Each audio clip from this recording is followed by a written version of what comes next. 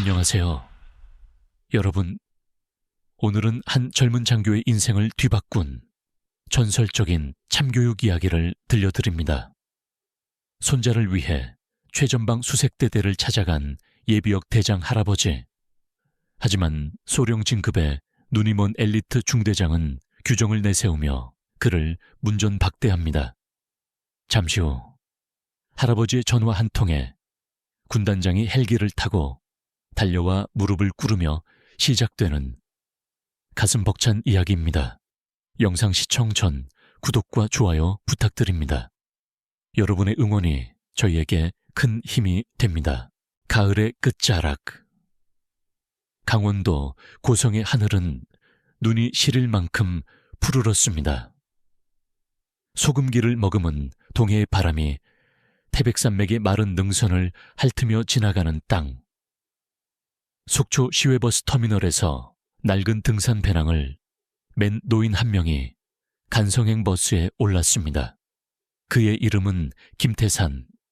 한때 그의 이름 앞에는 육군 참모총장 대장이라는 묵직한 수식어가 붙었지만 제복을 벗은 지금의 그는 세월에 다른 해안가의 바위처럼 묵묵하고 평범해 보였습니다.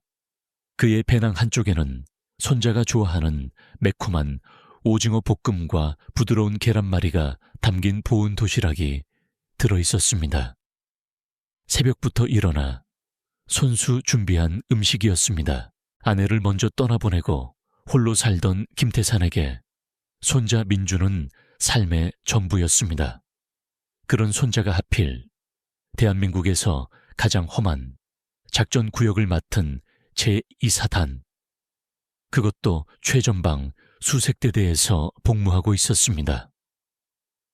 버스는 시울번 국도를 따라 더 북으로 향했습니다. 왼쪽 창밖으로는 설악산의 울산바위가 병풍처럼 펼쳐졌고 오른쪽으로는 끝없는 동해의 수평선이 아득히 이어졌습니다. 김태산은 눈을 감았습니다. 파도 소리가 그의 기억을 수십 년 전으로 되돌렸습니다.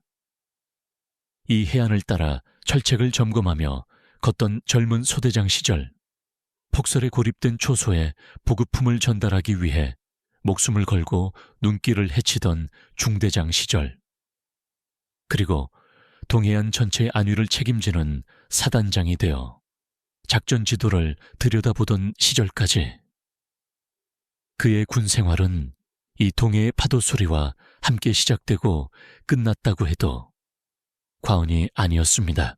그는 이 땅의 모든 고개와 해안 초소의 위치를 손바닥 보듯 훤히 알고 있었습니다. 할아버지, 군대는 어떤 곳이에요? 입대를 앞두고 불안한 얼굴로 묻던 손자 민준의 모습이 떠올랐습니다. 이제 일병 김민준이 된 손자. 훈련소 수료식 때 잠시 본 그의 얼굴은 까맣게 타고 단단해졌지만 눈빛에는 여전히 어린아이 같은 순수함과 불안함이 남아있었습니다. 민준아, 군대란 혼자서는 들 수 없는 무거운 방패를 전우들과 어깨를 맞대고 들어 올리는 법을 배우는 곳이란다. 그 방패의 무게를 감당하면 세상 어떤 무게도 견딜 수 있는 진짜 사내가 되는 거지. 그렇게 말해 주었지만 손자를 험한 부대에 보낸 그의 마음은 하루도 편할 날이 없었습니다. 혹독한 훈련은 잘 받고 있는지, 선임들의 괴롭힘은 없는지, 밥은 제대로 먹는지, 온갖 걱정이 파도처럼 밀려왔습니다. 버스가 간성 터미널에 도착했습니다. 김태산은 택시를 잡아탔습니다. 22사단 수색대 앞으로 갑시다. 택시기사는 백미러로 노인을 흘끗 보며 대수롭지 않게 말했습니다. 아드님, 면회 가시나 봐요. 수색대면 고생 꽤나 할 텐데 요즘 큰 훈련이 있다던데 면회될지 모르겠네요. 택시는 점점 깊은 상일로 접어들었습니다. 길 끝에는 율곡부대라는 이름과 함께 위협적인 철문이 버티고 있었습니다. 통일의 선봉, 산악의 왕자. 수색대대의 자부심이 담긴 구호가 선명했습니다. 김태사는 택시에서 내려 천천히 위병소로 향했습니다. 위병소 앞에는 소총을 맨 위병들 외에 딱 봐도 중대 지휘관으로 보이는 장교 한 명이 서서 무언가를 지시하고 있었습니다. 훤칠한 키, 다부진 체격, 날카로운 눈매, 전투복 명찰에는 윤석훈이라는 이름이 새겨져 있었습니다.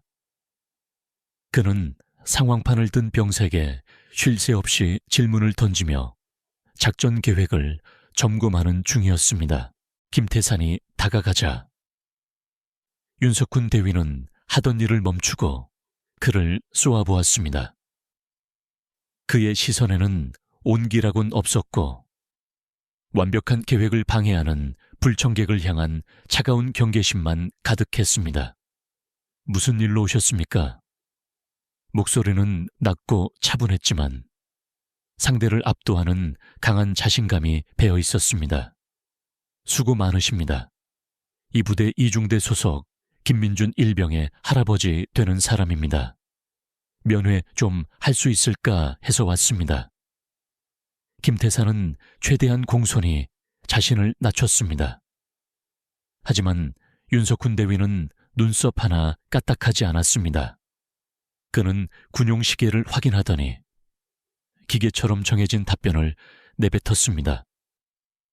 지금은 면회 시간이 아닙니다. 또한 금일부터 군단급 합동훈련 준비로 인해 훈련 종료 시까지 전 병력의 면회 및 외출, 외박은 전면 통제됩니다. 큰 훈련이 있군요. 혹시 잠시 얼굴만이라도 보고 이 음식만이라도 전달해 줄 수는 없겠습니까? 새벽부터 먼 길을 왔는데 불가능합니다. 윤석훈 대위의 대답은 칼로 자른 듯 단호했습니다. 김민준 일병은 현재 중대 전술훈련의 핵심 임무를 맡고 있습니다. 일가의 사병 한 명을 위해 중대 전체의 훈련 스케줄을 변경할 수는 없습니다. 어르신, 군은 사적인 감정으로 움직이는 조직이 아닙니다. 시스템과 규율로 움직이는 곳입니다. 돌아가 주십시오. 그의 말투는 단순히 규정을 설명하는데 그치지 않았습니다. 사적인 감정을 시스템과 대비시키며 김태산의 방문을 비합리적이고 비효율적인 행동으로 치부하는 오만한 엘리트 의식이 묻어 있었습니다. 김태산은 순간 가슴이 서늘해졌습니다. 이 젊은 지휘관은 병사들을 인격체가 아닌 자신의 전술을 완성하기 위한 부품으로 보고 있었습니다. 중대장님의 뜻은 잘 알겠습니다. 그렇다면 대대장님이나 당직 사령에게라도 잠시 말씀드릴 기회를 주실 수 있겠습니까? 김태산이 마지막으로 물었습니다. 그 순간 윤석훈 대위의 얼굴에 노골적인 짜증과 경멸이 스쳐 지나갔습니다. 어르신, 지금 제 말을 이해 못하시는 겁니까? 이 중대의 모든 작전과 훈련은 중대장인 제 책임해 있습니다. 대대장님께 보고드려도 제 판단과 달라질 것은 없습니다. 더 이상 부대 업무를 방해하지 마시고 신속히 퇴거해 주시기 바랍니다. 업무 방해. 신속히 퇴거. 마루데警察がでも隊を解散させるような冷たい言葉でした. 평생을 나라와 군에 헌신한 노병에게 이제 막 30을 넘긴 젊은 장교가 던진 말이었죠. 김태사는 더 이상 아무 말도 하지 않았습니다. 그는 조용히 몸을 돌렸습니다. 분노보다는 서글픈 마음이 앞섰습니다. 저토록 비상한 머리와 강한 자신감을 가진 젊은이가 왜 지휘관이 가져야 할 가장 중요한 덕목, 사람의 마음을 얻는 법을 배우지 못했을까? 차가운 동해의 바람이 그의 낡은 점퍼를 파고들었습니다. 그는 돌아가지 않았습니다.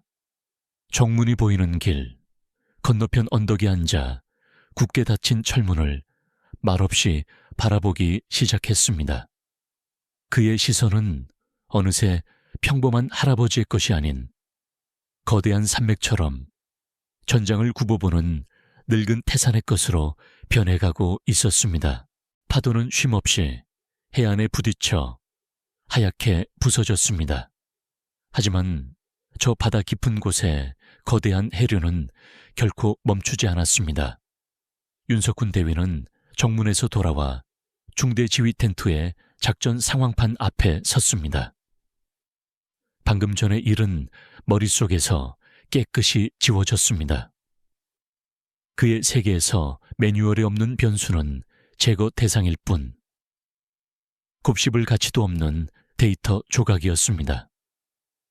그의 눈앞에는 오직 다음 주에 시작될 군단급 합동 훈련의 전개도만 펼쳐져 있었습니다. 그것은 그의 야망 그 자체이자 소령 진급을 향한 가장 중요한 디딤돌이었습니다. 육사 시절부터 그는 타의 추종을 불허하는 전술 천재로 불렸습니다. 남들이 보병 중대의 전술을 고민할 때 그는 이미 연대급, 사단급 기동을 머릿속에 그리고 있었습니다. 병사들은 그에게 인격체가 아니었습니다. 지도 위에 놓인 저마다 다른 기동력과 화력을 가진 체스말. 그의 임무는 이 말들을 가장 효율적으로 움직여 완벽한 승리의 그림을 그려내는 것이었습니다. 감정, 피로, 사기 같은 측정 불가능한 요소들은 그의 작전 계획에서 가장 먼저 배제되는 불순물이었습니다. 중대장님, 중대 행정보급관인 박상사가 조심스럽게 다가왔습니다. 병사들이 연일 이어진 훈련에 많이 지쳐 있습니다. 오늘 오후만이라도 개인 정비 시간을 보장해 주시면 사기 진작에 도움이 될 것 같습니다. 윤석훈은 상황판에서 눈을 떼지 않은 채 차갑게 대답했습니다. 사기는 충분한 휴식에서 나오는 게 아니라 완벽한 승리에서 나오는 걸세. 박상사, 지금 우리에게 중요한 건 병사들의 컨디션이 아니라 작전 계획의 숙지 상태야. 일소대적, 해안포 예상 타격 지점, 회피 기동 숙지 상태가 아직 7%에 미치지 못해. 오후 시간 동안 완전 숙달시킨다. 이상.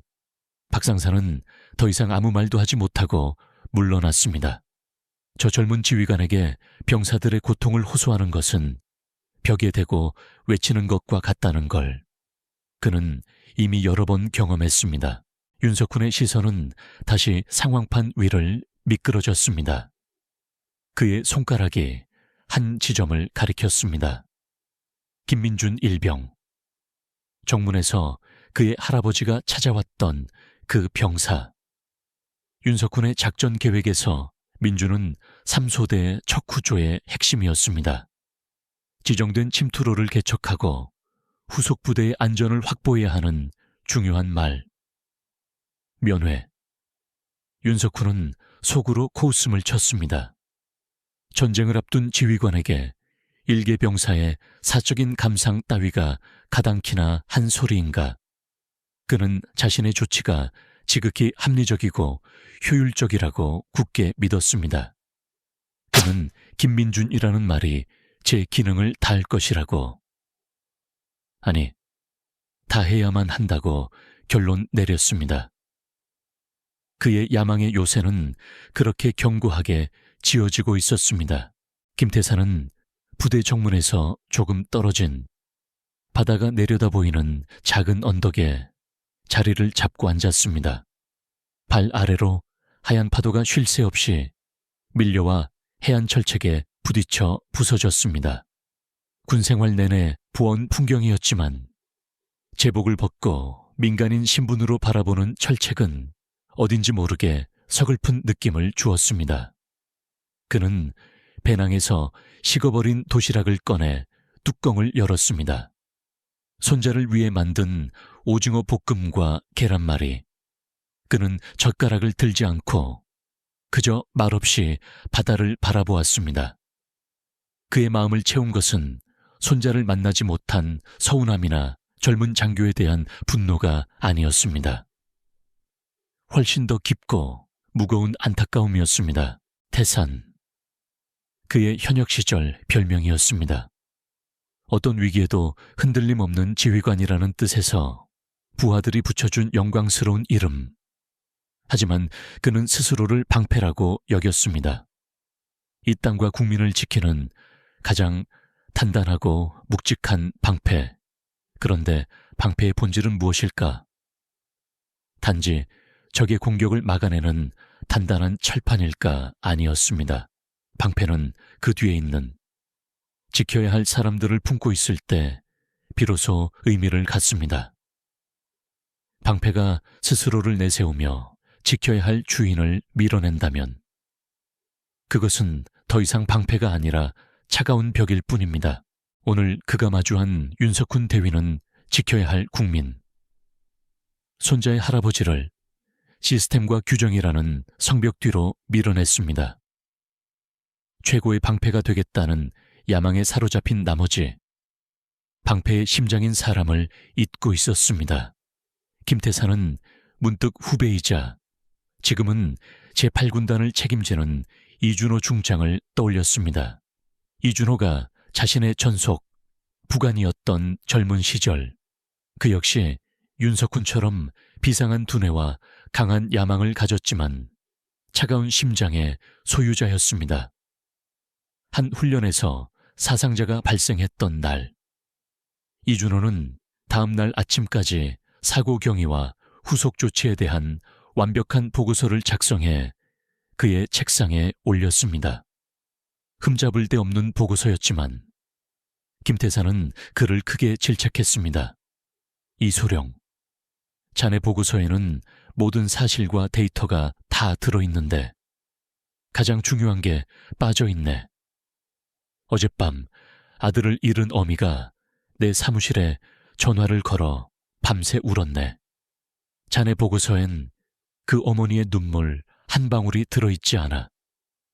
군대는 보고서로 움직이는 게 아니야. 사람의 마음으로 움직이는 거야. 그날 이후 이준호는 완전히 달라졌습니다. 차가운 머리뿐 아니라 뜨거운 가슴을 가진 지휘관으로 성장했습니다. 지금의 윤석훈 대위에게는 그때의 이준호처럼 쓴소리를 해줄 스승이 없는 걸까? 김태산의 마음속에 결심이 섰습니다. 이건 더 이상 손자를 보고 못 보고의 문제가 아니었습니다. 군의 대선배로서 길을 잃은 젊은 후배가 더 늦기 전에 방패의 무게를 깨닫게 해야 할 의무가 있었습니다. 그는 낡은 폴더폰을 꺼냈습니다. 전화번호부에는 20개 남짓한 번호뿐이었습니다. 그는 익숙한 손놀림으로 번호를 찾았습니다. 이준호. 그의 엄지가 통화 버튼 위에서 잠시 멈췄습니다. 이 전화 한 통이 불러올 파장을 그는 알고 있었습니다. 한 젊은 장교의 군 생활을 뒤흔들 수도 있는 일이었습니다. 하지만 진정한 가르침은 때로 잔잔한 호수가 아닌 거친 폭풍우 속에서 더 깊이 새겨지는 법입니다. 부디 자네가 이 태산의 무게를 감당할 그릇이길 바라네. 나직한 혼잣말과 함께 그는 통화 버튼을 눌렀습니다. 뚜루루, 뚜루루. 신호음이 차가운 동해의 파도 소리를 가르며 군단 사령부로 날아갔습니다. 강원도 양구 제8군단 사령부. 군단장 이준호 중장이 주관하는 합동훈련 최종 점검 회의는 팽팽한 긴장감 속에서 진행되고 있었습니다.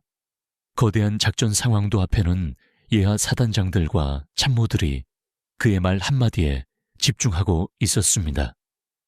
이 사단 해안 침투 루트에 대한 예비 방어 계획이 너무 단조롭다. 적들이 그렇게 정직하게 들어올 거라고 생각하나. 다시 짜와 이준호 중장의 지적은 날카롭고 정확했습니다. 그는 부하들에게 엄격했지만 모든 지시는 전투에서의 승리와 부하들의 생존을 향해 있었습니다.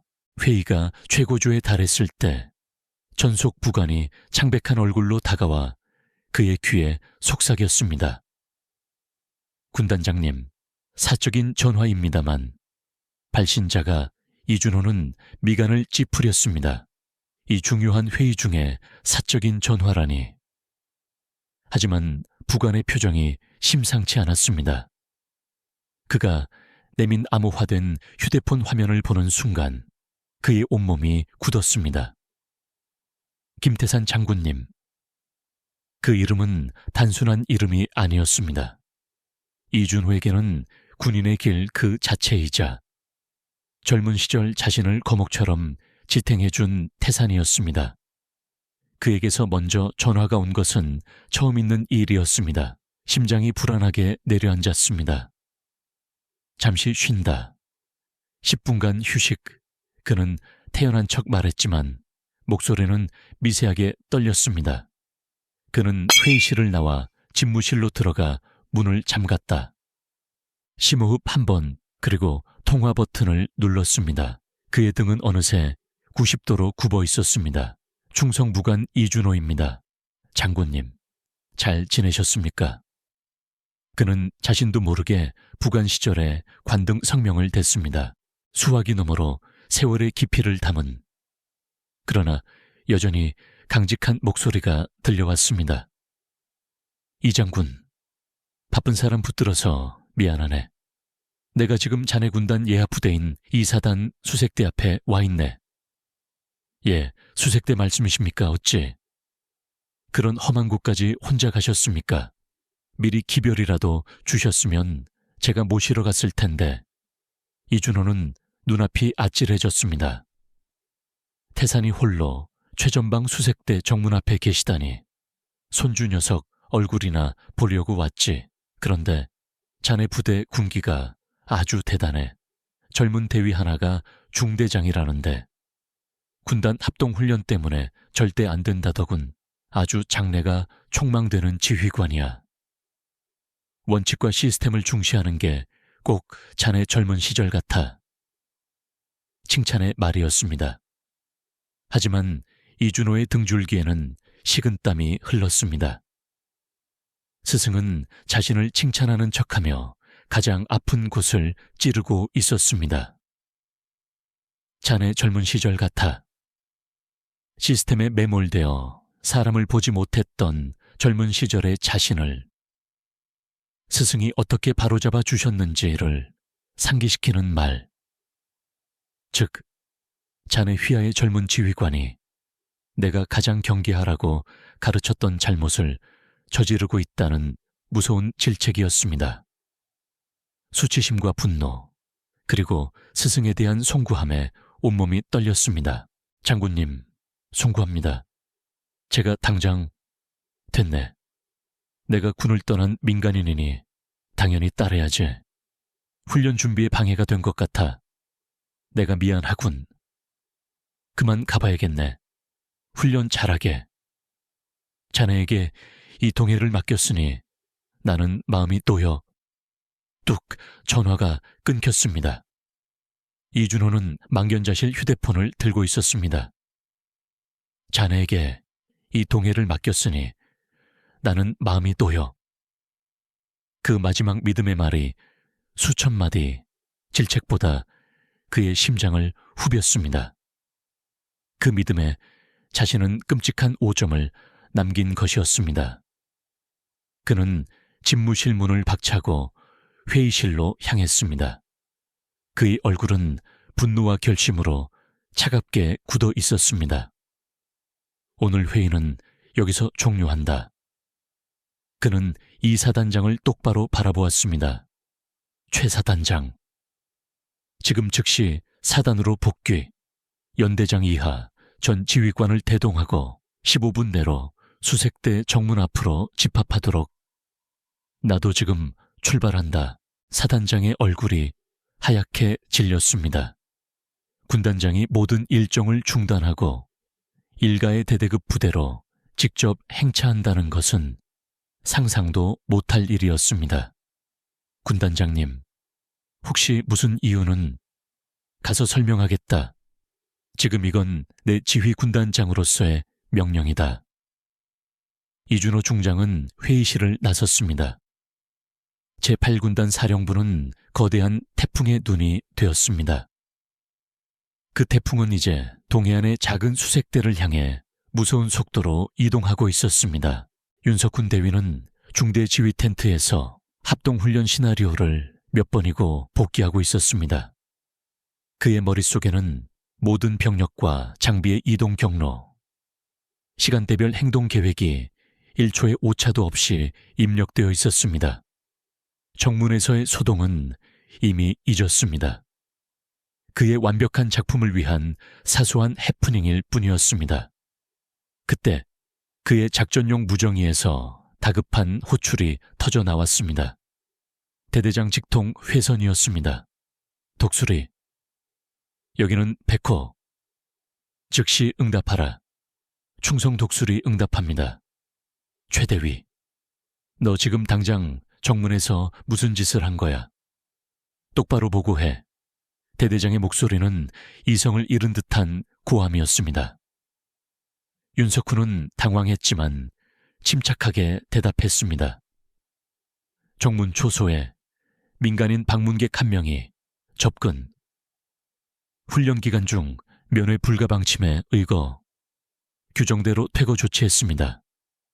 규정 그따위 규정 때문에 우리 대대 전체가 공중분해 되게 생겼다. 그분이 누구신지 알아. 대대장의 말이 채 끝나기도 전에 윤석훈의 개인 휴대폰이 미친 듯이 울렸습니다. 발신자는 연대 작전 참모. 그는 대대장의 무전을 끊고 황급히 전화를 받았습니다.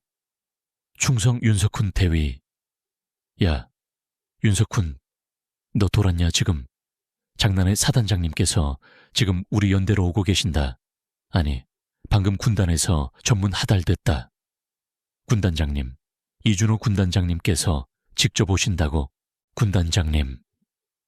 그 세 글자가 윤석훈의 뇌리에 박히는 순간 그의 심장이 멎는 듯했습니다. 하늘 같은 존재, 일가의 대위가 전역하는 날까지 얼굴 마주치기 힘든 별 3개의 지휘관. 그가 자신 때문에 이 작은 수색대대로 온다는 말인가. 그의 머릿속에서 완벽했던 작전 계획이 와르르 무너져 내렸습니다. 논리와 시스템으로 구축했던 그의 세계가 이해할 수 없는 변수 하나로 뿌리째 흔들리고 있었습니다.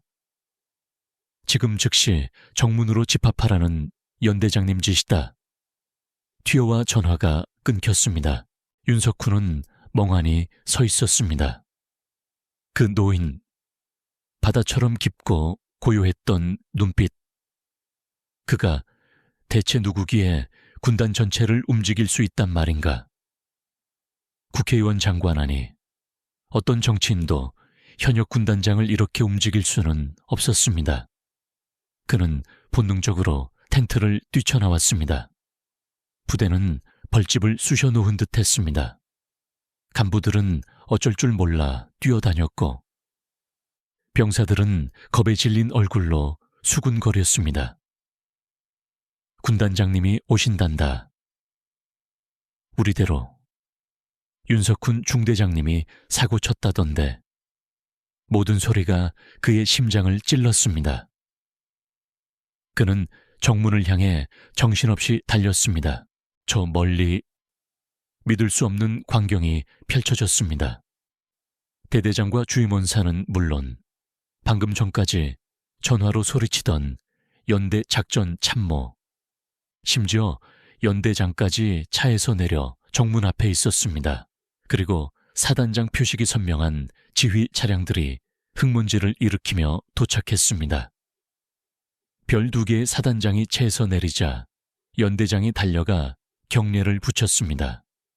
윤석훈은 그 자리에 주저앉고 싶었습니다. 자신 때문에 사단장이 달려왔다. 그것만으로도 군 생활이 끝날 중죄였습니다. 그런데 진짜 재앙은 아직 시작도 하지 않았다는 것을 그는 알지 못했습니다.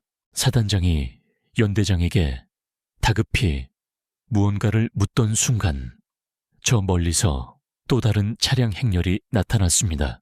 이전과는 비교할 수 없는 위협감.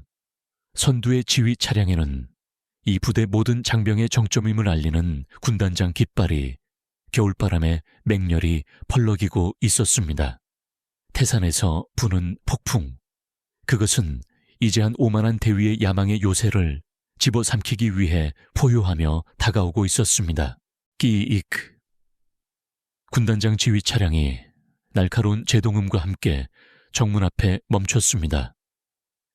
뒤따르던 참모 차량들도 일제히 정지했습니다. 일대의 공기가 얼어붙었습니다. 사단장부터 연대장, 대대장까지 그 자리에 있던 모든 지휘관들은 숨을 죽인 채 문이 열리기만을 기다렸습니다. 문이 열리고 이준호 중장이 땅을 딛고 섰습니다. 그의 얼굴에는 어떤 감정도 떠오르지 않았습니다. 너무나 차갑고 고요해서 오히려 폭발 직전의 화산처럼 느껴졌습니다. 그의 시선은 도열한 부하들을 인격체로 인식하지 않는 듯했습니다.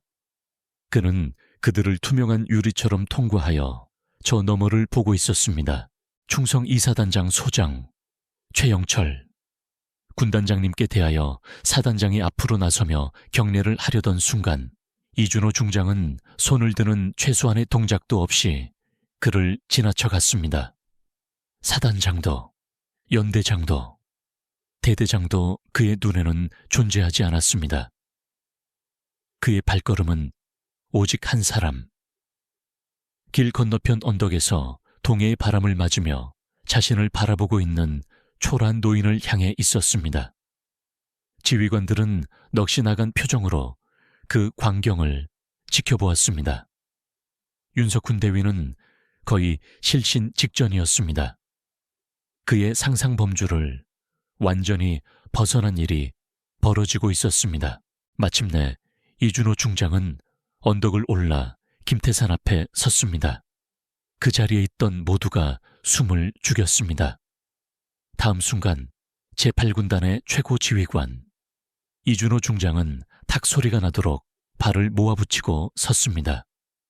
그리고 그의 군 생활 전체의 존경심을 담아 가장 깍듯하고 완벽한 거수 경례를 올렸습니다. 그것은 상관에 대한 예의를 넘어 스승이자 아버지에게 바치는 한 인간의 경외 그 자체였습니다. 그는 허리를 깊이, 아주 깊이 숙였습니다. 마루데 교다이나 퉁가, 소노 슈닌니 따마오 사게루 요니 정적을 깬 것은 그의 목소리였습니다. 군단 전체를 호령하던 위엄은 온데간데 없었고 스승에 대한 송구함과 존경으로 떨리는 한 남자의 목소리만이 울려 퍼졌습니다. 충성 장군님께 대하여 경례 제8군단장 중장 이준호 스승님을 모시러 왔습니다. 그 한마디에 지휘관들은 모두 돌처럼 굳었습니다. 부관이 못나 하늘 같은 분을 이 차가운 길바닥에 세워두는 죄를 지었습니다. 부디 용서해 주십시오. 스승님, 부관, 하늘 같은 분. 그 단어들이 조합되는 순간 연대장과 사단장의 머릿속에 한 사람의 이름이 번개처럼 스쳐 지나갔습니다. 그리고 그 이름의 무게에 그들은 전율했습니다. 태산 김태산.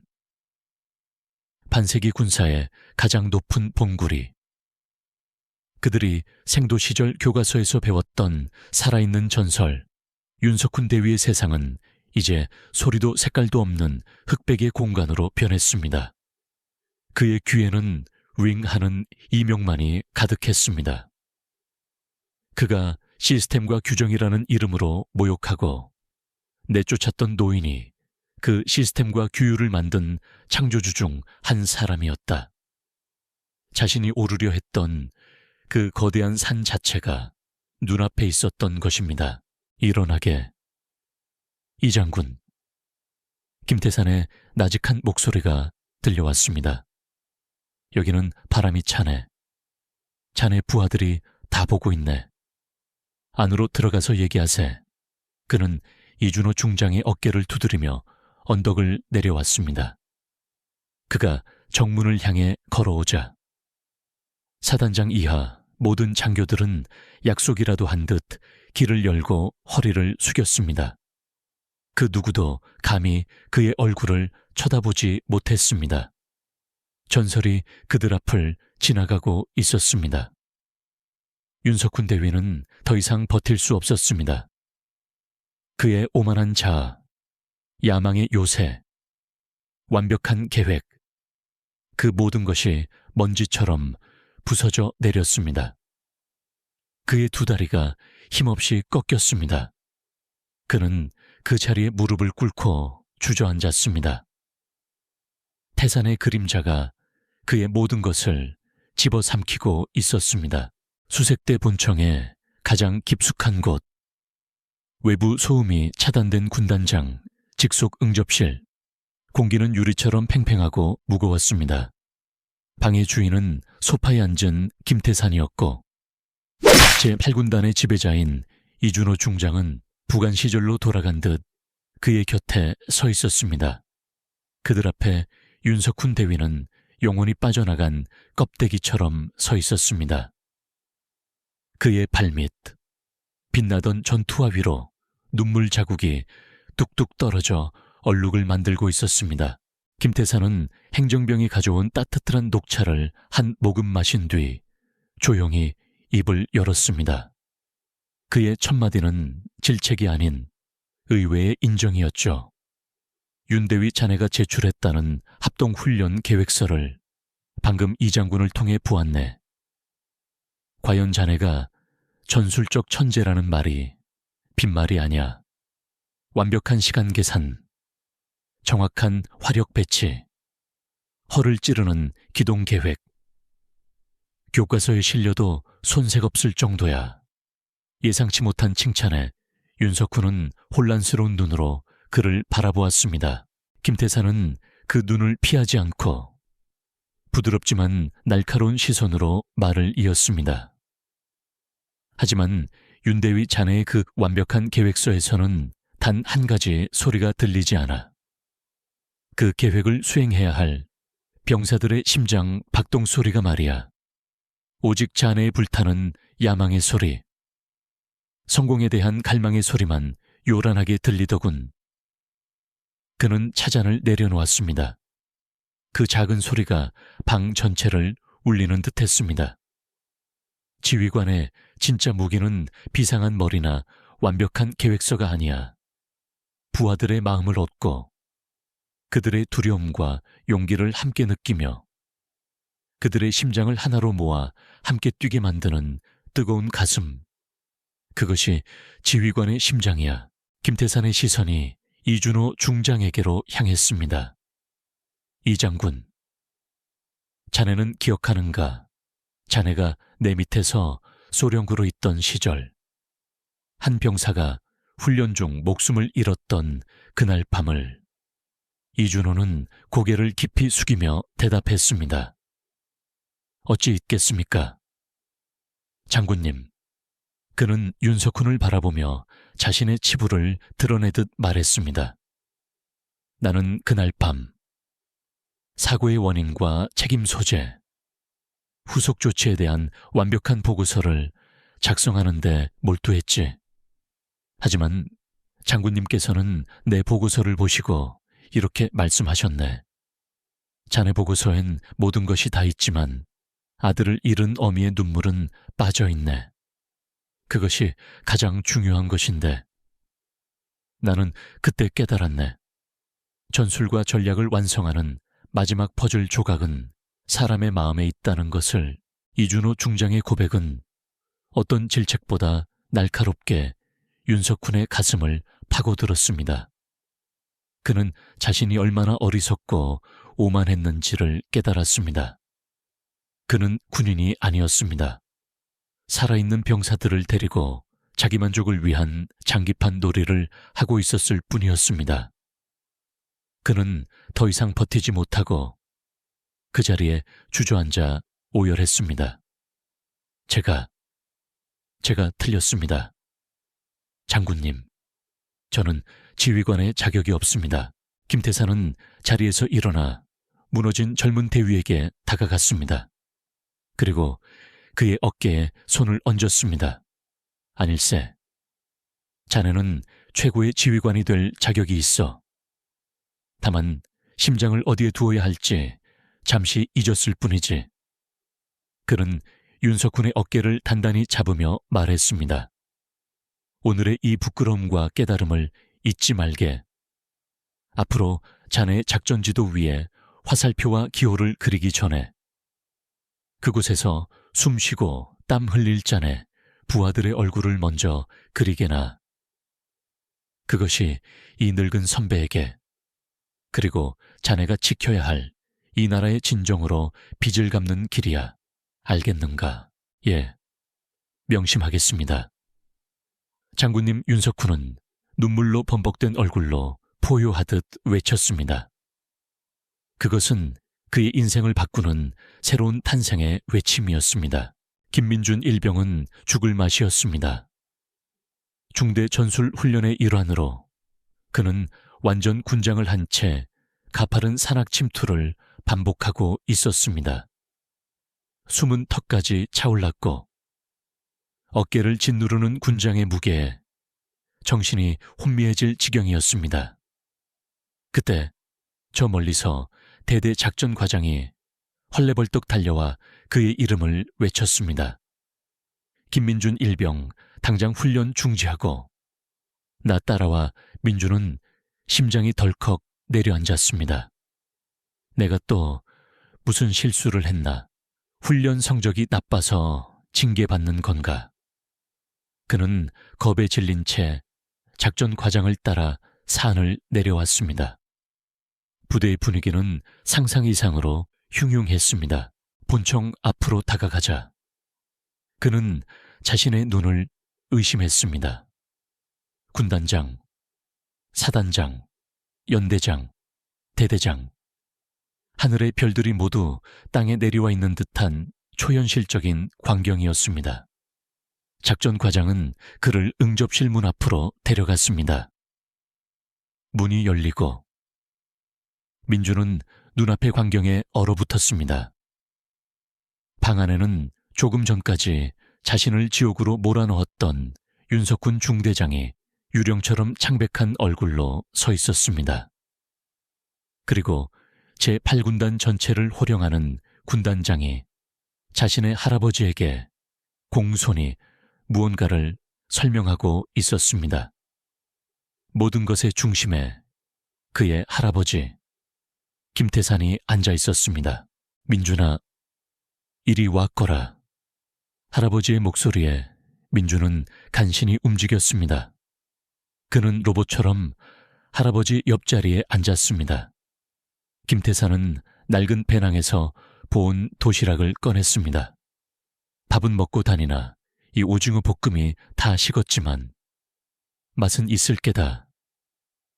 할아버지가 뚜껑을 열자 매콤한 냄새가 확 풍겼습니다. 그 순간 이준호 군단장이 당장이라도 무릎을 꿇을 기세로 말했습니다. 장군님, 제가 즉시 취사장에 명하여 세상에서 가장 따뜻한 밥과 반찬을 대령하겠습니다. 이 장군. 됐네. 김태사는 온화한 미소로 손을 저었습니다. 손주와 이렇게 찬밥을 나눠 먹어도 배가 부른 법이야. 안 그런가? 민준아, 예. 할아버지. 민준은 떨리는 손으로 할아버지가 건네는 식은 계란말이를 받아 입에 넣었습니다. 목이 메어 제대로 삼킬 수도 없었지만 세상에서 가장 따뜻하고 맛있는 음식이었습니다. 그는 그제야 모든 것을 이해했습니다. 부대를 뒤흔든 이 거대한 태풍의 눈이 바로 자신의 할아버지였다는 것을. 늘 인자하고 평범한 동네 할아버지. 같기만 했던 그의 어깨 위에 대한민국 육군 전체의 역사가 얹혀져 있다는 것을. 그는 충격과 경애, 그리고 엄청난 자부심에 휩싸였습니다. 동시에 태산의 손자라는 그 무게가 얼마나 무거운지도 깨달았습니다. 그는 조용히 밥을 삼켰습니다. 할아버지는 아무 말 없이 그의 어깨를 두드려 주었습니다. 응접실 안의 별들은 한 평범한 할아버지와 손자의 식은 도시락 앞에서 조용히 숨을 죽이고 있을 뿐이었습니다. 태산이 떠난 후 수색대에는 폭풍 뒤에 고요함이 찾아왔습니다. 윤석훈 대위를 향한 공식적인 징계는 없었습니다. 하지만 그는 자신의 영혼에 결코 지워지지 않을 진급이라는 두 글자를 새겼습니다. 진정한 급소를 깨우친다는 의미의 진급이었습니다. 그의 변화는 다음날 아침 모두를 놀라게 했습니다. 연기된 합동훈련 준비를 위해 소대장과 부사관들을 소집한 그는 늘 하던 대로 일방적인 명령을 내리는 대신 거대한 작전지도 앞에 그들을 둘러세우고 입을 열었습니다. 제군들, 이것이 나의 계획이다. 하지만 나는 책상에만 앉아 있었고 실제 이 땅을 밟고 뛰는 것은 제군들이다. 이 계획에서 우리가 놓치고 있는 점, 혹은 더 나은 방안이 있다면 계급에 상관없이 말해주기 바란다. 지휘 텐트는 순간 정적에 휩싸였습니다. 모두들 자신의 귀를 의심했습니다. 하지만 윤석훈의 눈은 진지했습니다. 박상사가 조심스럽게 입을 열었습니다. 중대장님, 1소대 침투로는 너무 개활지에 노출되어 적의 관측에 용이할 것 같습니다. 제가 아는 다른 길이 있습니다만 과거에 윤석훈이었다면 내 계산이 틀렸다는 건가? 라며 일축했을 터였습니다. 그러나 그는 말했습니다. 좋다. 그 길을 지도에 표시해보게. 함께 검토해보자. 그것이 시작이었습니다. 얼어붙었던 갑옷의 균열이 가기 시작했습니다. 그는 듣기 시작했습니다. 병사들의 얼굴을 보기 시작했습니다. 그의 작전 계획에는 더 이상 화살표와 기호만 있는 것이 아니었습니다. 그곳에는 두려움을 느끼고 피로를 느끼지만 그럼에도 전우를 믿고 함께 뛰는 살아있는 병사들의 얼굴이 그려지기 시작했습니다. 중대의 분위기는 놀랍게 변해갔습니다. 공포로 유지되던 궁의는 신뢰라는 더 단단한 접착제로 대체되었습니다. 병사들은 더 이상 윤석훈을 터미네이터라 부르지 않았습니다. 그들은 그를 우리 중대장님이라고 부르기 시작했습니다. 태산의 방문은 부대의 전설이 되었습니다. 그것은 오만한 지휘관에 대한 징벌의 이야기가 아니라 진정한 리더십이 어떻게 탄생하는지에 대한 희망의 신화로 모두의 가슴에 남았습니다. 마침내 군단급 합동 훈련의 날이 밝았습니다. 윤석훈 대위가 이끄는 수색 2중대는 그들의 구역에 투입되었습니다. 훈련은 그의 최초 계획보다 훨씬 더 복잡하고 어렵게 전개되었습니다. 예측 불가능한 변수들이 속출했습니다. 하지만 중대는 무너지지 않았습니다. 오히려 위기 속에서 더 강해졌습니다.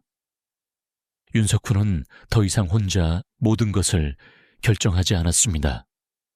그는 현장의 부사관들을 믿었고 소대장들의 판단을 존중했으며 병사들의 목소리에 귀를 기울였습니다.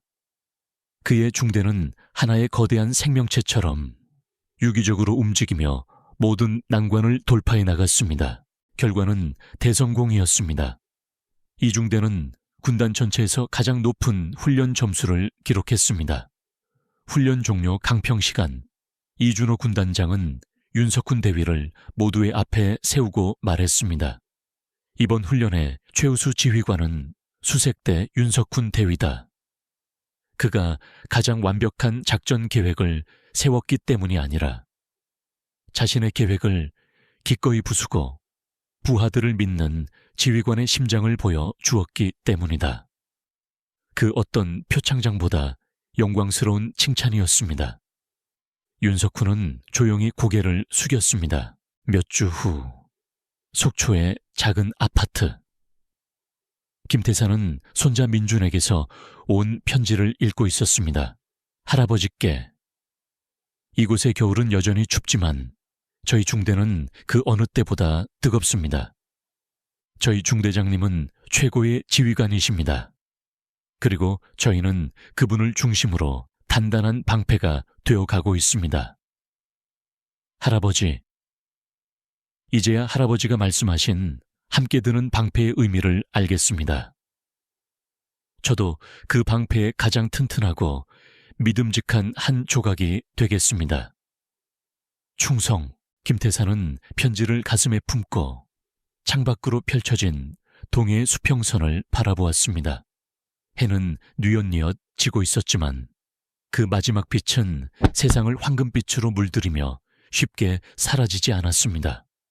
태사는 군복을 벗고 역사의 뒤양일로 물러났지만 그의 정신과 철학은 결코 지지 않을 터였습니다.